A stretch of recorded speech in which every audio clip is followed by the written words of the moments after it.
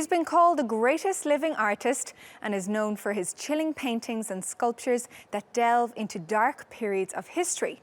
But now a new exhibition in New York is revealing German Anselm Kiefer has a lighter side. Jade Barker went to meet him and find out more about his new show.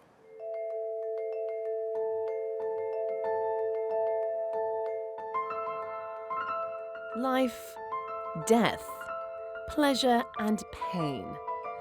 Cool or warm?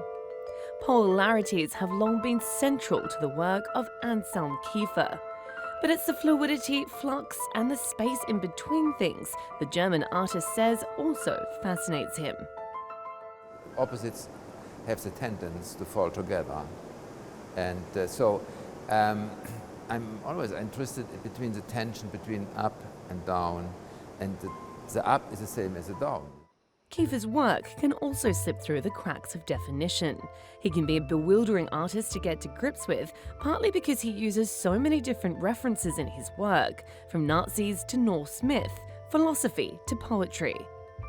Over the course of his 50-plus-year career, Anselm Kiefer has become most well known for his dark, stark art, often exploring the horrors of history, in particular his home country and the Holocaust. But this new show at the Gagosian Gallery in New York is showing he has another, lighter, more colourful side. And it's a side he's had for decades. The name of this exhibition, Transition from Cool to Warm, shares its name with an earlier body of work of yours from the 1970s, which also features watercolours and images of women. Why did you choose such a specific revisiting? Oh, no, I don't revisit it. It's always with me, this theme. So I do, the public doesn't know so well because they think I do big paintings, heavy paintings, but at the same time I do watercolors, gouaches, and I'm the master of the small format. The Gagosian Gallery is hoping this exhibition will familiarise the public with some of these smaller and more colourful works. Yeah, he's celebrated for his gravitas, for his seriousness, for a tendency to monochrome. He uses lead, he uses a lot of bituminous paint and heavy impasto. He makes great brooding romantic landscapes. So to see him in pastoral mood, in lyrical mood, in colourful mood, will be a change of pace and a very exciting one.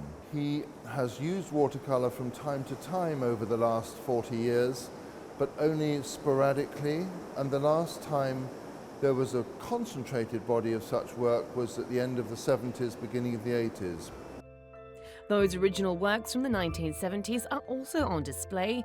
Kiefer, who's been known to spend several years reworking and painting over his art, says he enjoys the process of working with watercolours. Yeah, it's different from oil color, because watercolors you have to be concentrated because you cannot correct. You have to do quick, and it's nice because when you use the water, you know, the floor, it flows around the paper, around the plaster. And I like this because it's always surprising. I use it very, very free. I let the water does it. The exhibition also features more than 40 books Kiefer created, often painted with a material that mimics marble. It's a medium that's long been part of his work. I think 60% of my work are books. And I like it very much because you turn the pages and it creates a story. So it's always a transition from one to the other, and I like this. It's like a process. This idea of work in progress can also be seen in some of the landscape paintings on view. Kiefer splashed molten lead on these pieces, peeling it back to reveal the original paintings of sea or landscape depicted beneath. The German artist has been quoted as saying, "Whenever knowledge becomes rigid, it stops living," and it seems he believes the same of his art. Jade Barker, TRT World, New York.